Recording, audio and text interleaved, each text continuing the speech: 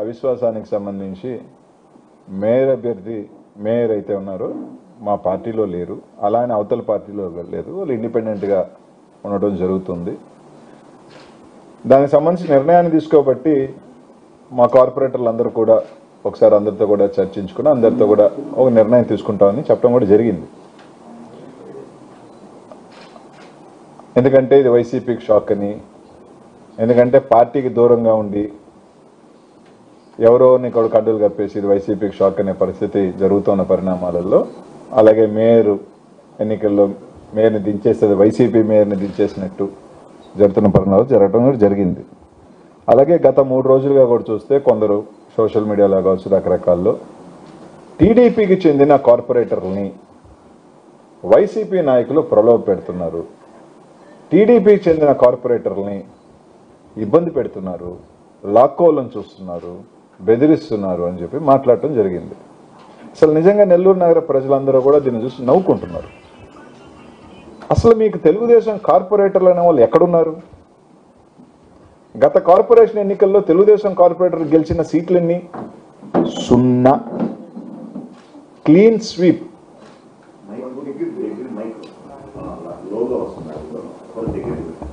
Okay, clean sweep చేయడం జరిగింది. 54కి 54 సీట్లు వైసీపీ సింబల్ మీద గెలిచిన కార్పొరేటర్లే. వాళ్ళని ఏం పెట్టారా, ప్రలోభ పెట్టారా, ఎవరు పెట్టారా, అధికారం పోయిన తర్వాత ఇవన్నీ కూడా ఎవరు చేర్చుకున్నారు? మీరు చేర్చుకున్నారు. యాజ్ పర్ రూల్ పొజిషన్ తీసుకుంటే దేర్ స్టిల్ వైసీపీ కార్పొరేటర్సే, నాట్ టీడీపీ కార్పొరేటర్స్. తెలుగుదేశం మీద గెలవాల, మా దగ్గర నుంచి అట్లా తీసుకున్నారు. వాళ్ళని మేము ప్రలోభ పెట్టాం. ఇంకా హాస్యాస్పదం ఏంటంటే అధికారంలో ఉన్నది ఎవరు? మేము వీరులమి, పులులు, సింహాలుమి మేము అనుకుంటే ఎవరు ఉండరు, ప్రగల్భాలు వెలిగేది ఎవరు? అధికారాన్ని దుర్వినియోగం చేసి బెదిరించి కేసులు పెట్టిస్తుంది ఎవరు? అన్నీ వాళ్ళు పెట్టుకొని మేము ప్రలోభ పెడుతున్నామని రాయటం కూడా జరిగింది. అందులో భాగంగా నిన్న మా ఇక్కడి నుంచి వెళ్ళిన కార్పొరేటర్లు కొంతమంది మంచో తప్పు చేసామనుకున్నారో పొరపాటు అనుకున్నారో 3.5 సంవత్సరం మీరున్నా తిరిగి వైసీపీలో చేరటం కూడా జరిగింది. అంతే, వెంటనే తులుక్కమన్నారు. బలం మీ దగ్గర ఉంది, డబ్బు నారాయణ గారి దగ్గర, వీపీఆర్ దగ్గర ఉన్న డబ్బు జిల్లాలో ఎవరి దగ్గర ఉందా అంటే నాకు తెలిసి ఎవరి దగ్గర కూడా లేదు. డబ్బు మీ దగ్గర ఉంది, పోలీస్ మీ దగ్గర ఉన్నారు. ఎంత పెట్టుకొని క్యాంపు పెట్టుకుంటున్నారు అంటే ఎందుకు భయపడుతున్నారు అని అడుగుతా ఉన్నాం. అంటే మీ కార్పొరేటర్ల మీద, మీ నాయకత్వం మీద మీకు నమ్మకం లేదా? మీ నాయకత్వం మీద అధికారంలో ఉండి కూడా మీరు 3.5 సంవత్సరం ఉండి మీకు నమ్మకం లేదనే కదా ఈరోజు హుటాహుటిన. అంటే నెల్లూరులో నాకు తెలిసి అధికారంలో ఎంతుండి బలం ఉండి మాకున్నది 11, మీకున్నది 41 అన్నారు. బలం ఉండి మీరు ఈరోజు క్యాంపులకు పరిగెత్తుతున్నారు అంటే అక్కడే తెలుస్తూ ఉంది మీరు భయపడుతున్నారు, మీ కార్పొరేటర్ల మీద మీకు నమ్మకం లేదు. అక్కడ వాళ్ళు కూడా రేపు జగన్మోహన్ రెడ్డి గారు రాబోతున్నారని భయం మొదలైంది అనేది స్పష్టంగా అవుతుంది. సరే, నిన్న 6 గంటలకు ఇద్దరిని అరెస్ట్ చేశారు, 12 గంటల దాకా ఎఫ్ఐఆర్ కట్టేశామని అన్నారు. డిఎస్పీ గారు 3 సిఐలు ఉండి ఎఫ్ఐఆర్ కట్టేశాము, 24 అవర్స్లో మేము ప్రొడ్యూస్ చేస్తామని చెప్పారు. ఏం కేసు అన్నది చెప్పలా, మేము చెప్పము ఏం కేసు కట్టాము, 24 అవర్స్లో మేము కోర్టులో పెడతాము అని అన్నారు. సరే సార్, మీరు అరెస్ట్ చేసినప్పుడు నిజంగా కేసు ఉంటే రైట్, వీల్ ఫైట్ లీగలీ అంటే మేము 24 గంటల్లో మేము కోర్టులో పెడతాము, మేమేం కేసు చెప్పాల్సిన అవసరం లేదని చెప్పి రాత్రి 12 గంటల దాకా నేను కానీ చంద్రశేఖర్ రెడ్డి గారు కానీ ఉంటే చెప్పడం కూడా జరిగింది. సరే, కేసు కట్టిన వాళ్ళని ఈ రోజు దాకా ఏమన్నా ప్రొడ్యూస్ చేశారా? పొద్దున్నే ఒక కార్పొరేటర్ చేత, మీరు కేసు కట్టించుకున్న కార్పొరేటర్, మీరు అరెస్ట్ చేసిన కార్పొరేటర్ కనీసం పోలీస్ స్టేషన్ కన్నా తీసుకొచ్చారా? 2 టౌన్ సిఐ వేణుగోపాల్ రెడ్డి గారి తాడేపల్లి దగ్గర అరెస్ట్ చేస్తే కనీసం పోలీస్ స్టేషన్, ఒకవేళ ఎవడన్నా విత్డ్రా చేసుకోవాలన్నా పోలీస్ స్టేషన్ దాకా రావాలి కదా. రాకుండా మార్నింగ్ ఒక వీడియో రిలీజ్ చేయించారంటే దాన్ని బట్టి అర్థమవుతా ఉంది పోలీసులు నెల్లూరులో గంజాయి మర్డర్ లిస్టుల్ని వదిలేసి కార్పొరేటర్ని డెలివరీ మెకానిజంలో ఉన్నారా అని. ఎందుకు చెప్తున్నాను అంటే నా ఫోన్ కూడా ఎక్కడ ఉంది. 3:30కి ఒక కార్పొరేటర్ కొడుకు నాకు ఫోన్ చేశాడు అర్ధరాత్రి 3:30కి. వీళ్ళు చెప్పిన ఇద్దరిలో అరెస్ట్ చేసింది పోలీసుని, పోలీసు ఒప్పుకుంది కదా, నిన్న మేము తీసుకొస్తాం సబ్మిట్ చేస్తామని చెప్పి ఒప్పుకుంది కదా. ఒంగోలు దగ్గర 3:30కి ఫోన్ చేసి అన్న 3:30కి ఎక్కడున్నామమ్మా అంటే ఒంగోలు దగ్గర ఉన్నాము, ఇలాగా పోలీసులు అరెస్ట్ చేసి తీసుకొచ్చారు, పట్టాభి అన్నాను విజయభాస్కర్ రెడ్డి వచ్చున్నారు, ఇబ్బంది పెడుతున్నారు, ఏం చేయమంటావన్నా అడగటం జరిగింది. నా దగ్గర ఫోన్ చేసిన నంబర్ ఉంది.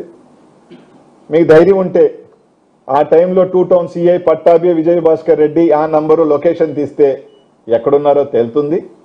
మీకు కరెక్ట్గా ఉంటే 3 o'clock రాత్రి 3 to 3:30 మధ్యలో నాకు ఫోన్ చేసి మాట్లాడటం జరిగింది.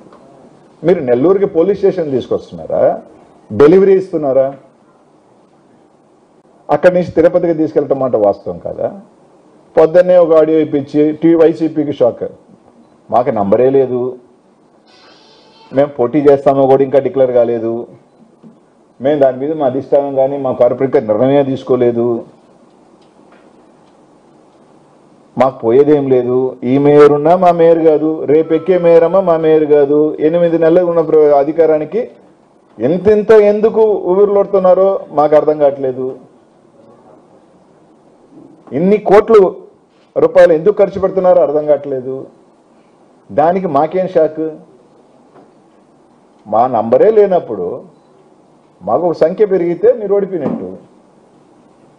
మేము అక్కడికి వెళ్ళి ఆడ మా ఊళ్ళ చేతులు ఎత్తి మేము గెలవాల్సిన అవసరం లే. నెల్లూరు నగరంలో వైఎస్ఆర్ కాంగ్రెస్ పార్టీ నిన్నటితోనే మీరు క్యాంపు రాజకీయాలు రాత్రికి పాండిచేరి పరిగెత్తిన తీరుకే, తిరుమల కొండకు తీసుకొని పాండిచేరికి గోవాకు పరిగెత్తిన తీరిన రోజునే, అధికారంలో ఉండి డబ్బు ఉండి ఇన్ని ఉండి బలం ఉండి పరిగెత్తిన రోజునే వైఎస్ఆర్ కాంగ్రెస్ పార్టీ నైతికంగా నెల్లూరు నగరంలో గెలిచేసింది. కొత్తగా మేము గెలవాల్సిన అవసరం లేదు, మేము రుజువు చేసుకోవాల్సిన అవసరం మాకు లేదు. జగన్మోహన్ రెడ్డి గారు మీద ఉన్న నమ్మకం కావచ్చు, వైఎస్ఆర్ కాంగ్రెస్ పార్టీలో ఉన్న నాయకత్వం కావచ్చు, ఈరోజు మాతో ఉన్న 11 మంది కార్పొరేటర్లు ఎవరైతే ఉన్నారో వాళ్ళ నిజాయితీ కావచ్చు, నిన్న పొరపాటు అనుకొని వచ్చేసిన మా కావచ్చు, వాళ్ళు తీసుకోవచ్చు, మళ్ళీ రావచ్చు, పక్కన పెట్టండి. నైతికంగా మీరు ఓడిపోయినారు. అది చాలు వైఎస్ఆర్ కాంగ్రెస్ పార్టీ గుండె మీద చేసుకొని చెప్తే కొట్టాల్సిన దెబ్బ నెల్లూరు నగరంలో ఏంటో చూపించినాం. క్యాంపుకు పరిగెత్తిన రోజునే మీరు నైతికంగా ఓడిపోయినారు. పోలీసులు ఈరోజు చెప్తా ఉన్నా, నేను సవాల్ చెప్తా ఉన్నా, పోలీసుని అడ్డు పెట్టుకొని పోలీసుని వదిలేసి ఈరోజు రియాజ్ వాళ్ళ మామని వాకాడ్లోంచి తీసుకొచ్చినారు. వాళ్ళ మామని రామ్కుమార్ రెడ్డి అన్న కూడా వాకాడ్ పోలీస్ స్టేషన్లో కంప్లైంట్ ఇచ్చాడు. పోలీసులను అడ్డు పెట్టుకుని ఒక పక్క రౌడీలను అడ్డు పెట్టుకుంటా ఉంటారు, గంజాయి ఒక పక్క చంద్రబాబు నాయుడు గారు ఏం చెప్తా ఉన్నారు, నెల్లూరుకి ఏమైపోయింది, ప్రశాంతంగా ఉన్న నెల్లూరు ఏమైపోయింది, ఇట్లాంటి వాళ్ళని పెడితే ఇలాగే అయిపోయింది, రౌడీయిజం అయిపోయింది, గంజాయిజం అయిపోయింది, కార్పొరేటర్ డెలివరీ పోలీసులు గంజాయి వదిలేసి ఏం చేస్తున్నారు, వైసీపీ వాళ్ళు ఎవరి మీద ఉన్నారు రౌడీ షీట్లు పెడదాం, వైసీపీ వాళ్ళు ఎవరి మీద ఉన్నారు కేసులు పెడదాం, వైసీపీ వాళ్ళు ఎవరున్నారు ఇబ్బందులు పెడదాం, వైసీపీ నాయకులు ఎంతమందిని జైల్లో పెడదాం, మేము సునకానందం పొందుదాం.